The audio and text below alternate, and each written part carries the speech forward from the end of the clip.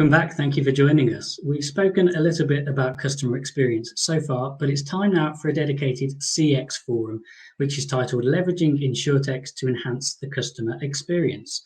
Joining me are Meitav Harpaz, CEO and co-founder of Palo Alto's Insurtech startup Pattern, which is reinventing personalized insurance for travel, leisure, and events business.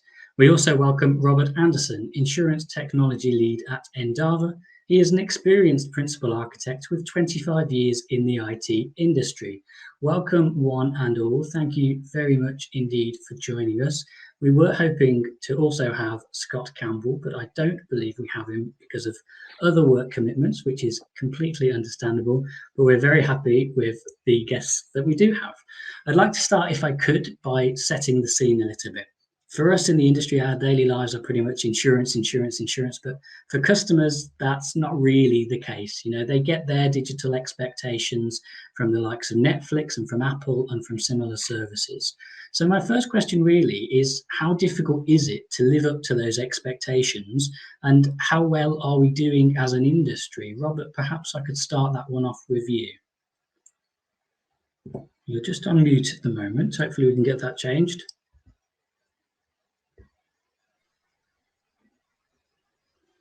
Meitav, maybe I could start that off with you.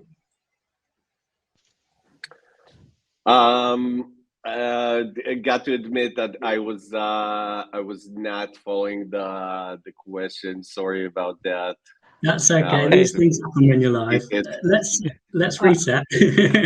Sorry, yeah.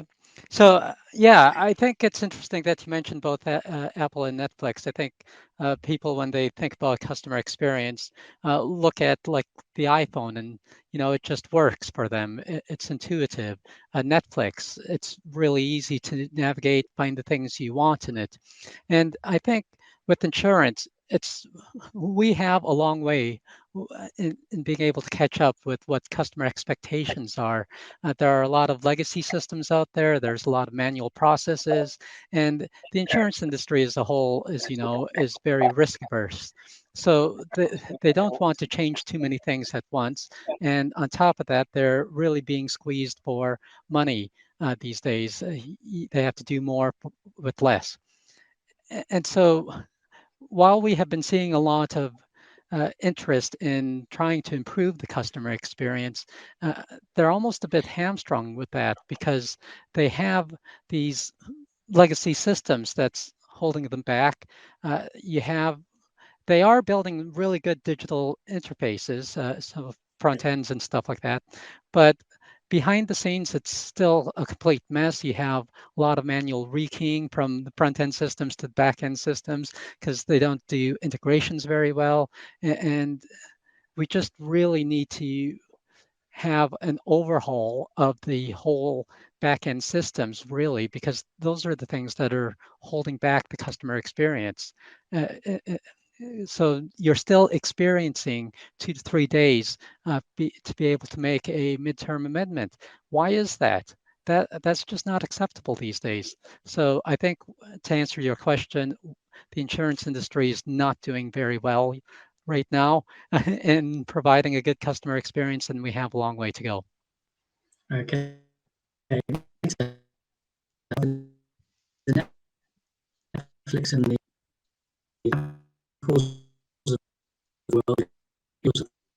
world. Hey, Alex, I'm not sure if it's just me. You're breaking up really badly. Very difficult with the sort of experience and usability that they're able to deliver.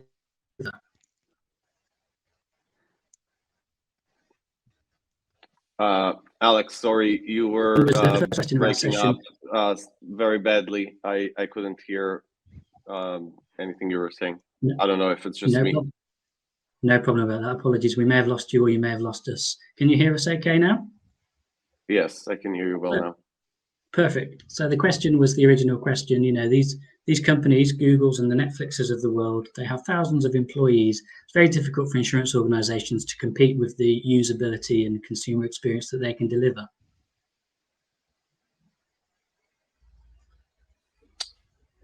Sorry, Alex, I really apologize. I heard about Netflix and I just didn't hear what the question was. My apologies. That's okay. These things happen when you're live. Robert, maybe I can come to you and ask a different question. Okay. What inherent advantages do you think that Insurtechs have, if any, in the race for customer winning CX?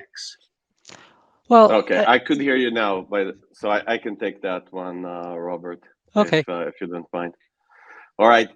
Sorry about that. I guess the wonders of online real time event management. But when I think about kind of creating a customer winning customer experience, really what I have in mind is ultimately creating an experience that makes customers happy. I mean, this is basically what it boils down to at the end of the day, right? And there are several ways probably to make customers experience, and I think some of the key ones are probably giving them an experience that's seamless, that's transparent, personalized, relevant, easy to use, and that really gives them a good return on their investment. They're paying for this service, right? This is insurance is one of the very few services that you pay for, and you hope that you never need to use, but when you do use it, it's almost always on kind of unpleasant circumstances. So you want to really be getting a good return and a good experience when you do activate an insurance. And so I think in the kind of context of a digital first world we live in today, Insurtechs probably have a couple of main advantages that I could speak about. And first thing that comes to mind is agility, right? We see the rate of innovation in the world today, honestly, is likely going to accelerate. I mean, I don't know how many times we will hear AI and Chat GPT spoken about in this session and others, but this rate will accelerate, and it's really hard to follow kind of for any company. But if anyone has any kind of advantage, then it's tech-enabled companies, right? The reality is they have the ability, and not just the ability, but kind of the willingness to experiment, to adopt new technologies faster than others. And that allows them to really respond to changes in customer expectations or to market trends very, very quickly. And I mean, at the end of the day, a startup by definition, it operates with a lot of agility and flexibility so that it can pivot off of a current approach if needed, or it can accelerate in any given moment. And this works out really in its favor when you're talking about customer experience, right? And kind of following what the market trends are. And then second, I think, Insurtechs tend to be a bit more customer centric when building products. It's almost like a survival level kind of existential concept. So it's not just word, because to stay alive as a startup, right, you must demonstrate an accelerated adoption. You must demonstrate strong market fit, which means that customers will prefer your solution over anything else that exists in the market. Or otherwise, a startup like that would die very quickly. So for that, Insurtechs, when they really build a product, they build it around kind of where consumer pains are from the ground up, and so it kind of all focuses around what customers needs, while maybe incumbents tend to be more product centric in how they build products and promote them in the marketplace, if that makes sense. Okay, yeah, thank you. It does. Robert, do you have any thoughts to share on sort of whether agile insurtech startups are, whether they have an inherent advantage? I think in the customer experience, they do. You've got the green field, so they can design the CX from the ground up. And as Meitav has said, it's a dog eat dog world, so they have to really focus on being able to attract customers and stuff. So a lot of their stuff will be geared towards that. Now, one thing that, while that's all advantages, I think there is disadvantage that a lot of Insurtechs have with customer experience, and that's in the lack of the data sets that the traditional insurers have. So Insurtechs don't have that data to mine to say, okay, what are our customers actually wanting, and what's our typical behavior of a customer, and those things, Insurtechs are having to guess at right now instead of actually be able to base them on solid data sets. And when it comes to data, Robert, I'll keep this one with you. There's a constant balance, really, isn't there? When you're onboarding new customers, you want to ask them everything. You want to ask them their life story, so you have the fullest possible data set. But that's going to be off-putting for many consumers, and so there's a constant balance to be had. What do you see between, collecting data and making sure that you can still personalize your insurance product or your insurance service? Yeah, and that reminds me of a story back when I was working with a company right at the early days of the pandemic, where they were trying to uh, automate or digitize a lot of their insurance forms. And I asked them, so how are you making it simpler? And they're going, we're not. We're just taking our 20-page form and we're putting it online. And I'm like, well, that's completely the wrong way to do it. And this is where I think insurance companies and Insurtechs particularly are very good at being able to provide these data sets, these niche data sets that allow the insurance companies to not have to ask a 20-page form. But I've worked with a couple of other insurance companies where they're saying, okay, what's the minimum set of questions we can get away with and still give a viable quote? And I think that is the right approach. And I think because most of this data is out there, it's just whether or not the insurance companies are able to access and leverage that. And I think we're still in that process of trying to sort out, okay, what do we need to get from the customers, and what do we need to, or where can we get the data from elsewhere? And I think once they crack that, that will really help. Is that a philosophy that you agree with, Meitav? Take the least amount of data at the point of onboarding and try and supplement it elsewhere. Yeah, I mean the early kind of uses, like Robert said, and the more common approach was, let's gather as much data as we possibly can. Every bit and piece counts, and we need all of it, or we will need all of it in order to deliver the right value and the right customer experience. I think now we're learning that is, while it certainly could be of benefit, in a lot of cases around customer experience, it's more about kind of, can we quickly from a smaller data set profile what a customer profile looks like, right? And can we then address the needs of this customer profile just based on behaviors that we observe throughout their customer journey? So more collect data in real time and act upon this data, making certain assumptions and kind of correcting them as we go along. And this is a methodology that we actually deploy when we roll out on with new products or with new customers, to kind of learn as they go and observe behaviors to quickly learn. And we found that no, we don't need terabytes of data and years and years of historical information in order to figure out the best customer experience in most of the given situations. And Meitav, you make a really good point, because I often say it's not about the amount of data you have, but it's more about the amount of usable data you have. Exactly. And so, Okay, excellent. So that's how consumer expectations around digital have evolved up until this point. Do you see we'll continue to witness an evolution in what consumers expect that's defined by sort of the products and the digital services that they continue to use in the next 5, 10, 15 years? Meitav, maybe I could put that one to you.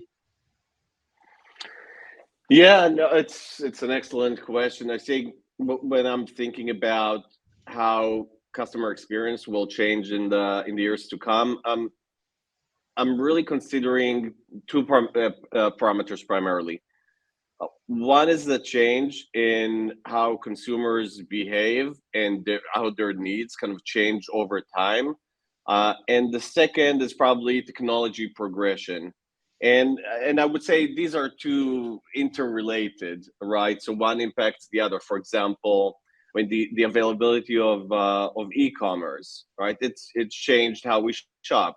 Online booking, the likes of Airbnb and Uber, they changed how we travel. Ebooks change how we how and what we read, right, and so on. So in essence, the progression of technology led to very digitally savvy consumers that are expecting things to be easy. They expect them to be personalized, highly available, affordable, and so on. And so if we look at the short term, right, at the very least, insurance experiences will have to get kind of fully on board the digital train, and I'd say we've made a lot of progress in recent years, but it would still take a little bit of time until we're fully there. It needs to be easier to understand. It needs to be simpler to consume and buy. Things like claims and proof of loss. All of these things need to be eventually fully digital and automated. So that's kind of in the short term. And then in the long term, I think experiences will inevitably grow beyond kind of the ease of use, if I can put it under such a general bucket, to more of an assistant or an advisor type service, with an expectation of a lot of things kind of happening automatically and in real time. So for example, our homeowners insurance, right? That should only include what you really have to cover in your home. And if, for example, I just installed new solar panels, the policy should alert me, right, of the need for it to be updated, so it kind of covers and includes them. There should be services that would help kind of with preventative maintenance to reduce losses. This is a joint interest. And in any case, most losses should be fully digital, at least digitally identified, right? So that a resolution could start taking place right away. And another example may be, travel insurance, which we do a lot of, should recognize that you might have a medical insurance gap when you're flying for that crazy heli ski vacation in France, and that you could use maybe a higher limit for a dangerous activity like that, and so on. And so to me, the expectations in the future are ones of kind of highly tailored, proactive, real-time insurance service that we interact with more on a regular basis, and not just when we buy the policy and when we claim against it. Okay, thank you. I know that's a really difficult question, Robert. Is essentially asking you to bring out your crystal ball and tell us what you think the future of Insurtech is. How do you think that consumer expectations will evolve? Well, I look at it in two sets of three. So one, it needs to be faster, cheaper, and easier in terms of the products. The interface and stuff needs to be more intuitive, more relevant, and more timely. And I think if we look at those things and say, okay, if these are the guiding principles, then we need to be, I think that will answer a lot of the needs for people's customer experience expectations. Because that's where we're going, as Meitav has rightly said earlier. The likes of ebooks have changed how we consume books and stuff like that. Uber is a very good example of, in the old days, I used to have to phone up the night before and arrange for a taxi to the airport the next morning to make sure I could get a taxi, whereas now I just wake up and request an Uber. And it's these kind of things that customers are expecting now. I want it when I want it, and insurance is not there yet. It's just we're still stuck in the old days. I think just recently, I'm in the process of selling a house, and my house insurance just expired, and I wanted to take out another policy for like 2 or 3 months. And they go, well, we can't do that. We can only sell you an annual policy, and then you could have to cancel it after 3 months. I'm like, what? So anyway, that's just my own personal gripe there. Okay, no, very valid. Michael has asked, why are legacy insurers holding back on partnerships with Insurtechs in order to grow the user experience?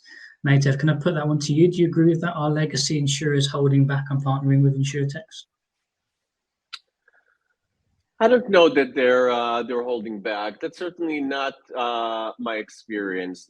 Is there sometime hesitancy when you're trying to roll out a new product or a new distribution mechanism, or you're trying to get into perhaps an insurance gap that is not fulfilled right now, and so there's no history to kind of build the risk analysis and the pricing model. I'm sure there are. I think there are a lot of benefits that Insurtechs bring to the market, and with the work with together with carriers, and that's certainly what we do a lot of, and that is a lot of the things that we spoke about. It's the automation, it's the agility, it's the ability to deliver products in a very tailored and customized way. And so I think there's a lot of advantages, probably more advantages than disadvantages for carrier to work in collaboration with Insurtechs. And could Insurtechs do more things with carriers and kind of help promote the capabilities of carriers to the market and make them more Insurtechs, and can carriers make more Insurtechs more mature and responsible? Absolutely. I think it's a bi-directional relationship that's fruitful for both. Okay. We are running close to time, but we do still have enough time left for one question that I'll ask to both of you. And I'd love to get a sort of sense of how much your own job and how much your own day-to-day work life is informed by your experiences as a customer. You go home in the evening, you switch on the television, and you see all this marvelous customer experience in front of you on the screen, developed by whoever it might be, whatever your streaming platform of choice is. So I suppose my question is, do you absorb that information and take it into work the next morning? Do you have pet peeves that you're really on the lookout for, things that you hate or things that you love perhaps about CX and UX? And what's your sort of relationship there? Who would like to go first? I can go first. I think my biggest pet peeve when it comes to customer experience is, calling up a call center, explaining my need, and then they go, oh, you've come through to the wrong department, let me transfer you. And then I have to go through that again, and potentially a third or fourth time as well. And so those are the things that inform me in terms of what I want to prevent happening going forward. And that's why, for me, there's a big focus on the technology being all joined up, making sure that the right data is in the right people's hands at the right time. So that's how it informs me.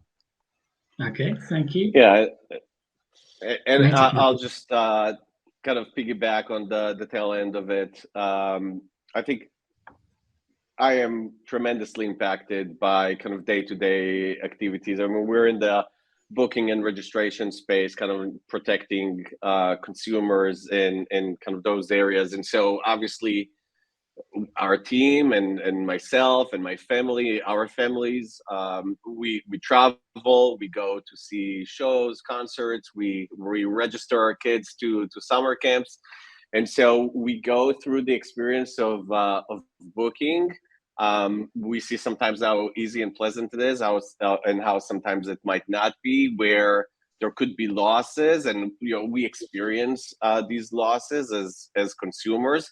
And so it always pains me to see that there's an exposure, there's a risk that really goes uncovered, and certainly every now and then we suffer kind of the results of such insurance gaps. So that definitely informs and influences the areas that we choose to work on, and we aspire to have the most amazing experiences and the most transparent and the most delightful to consumers, the same as the ones that Robert described for maybe Netflix and others. We really aspire to have insurance kind of performing at the level of availability and make consumers happy in the same way.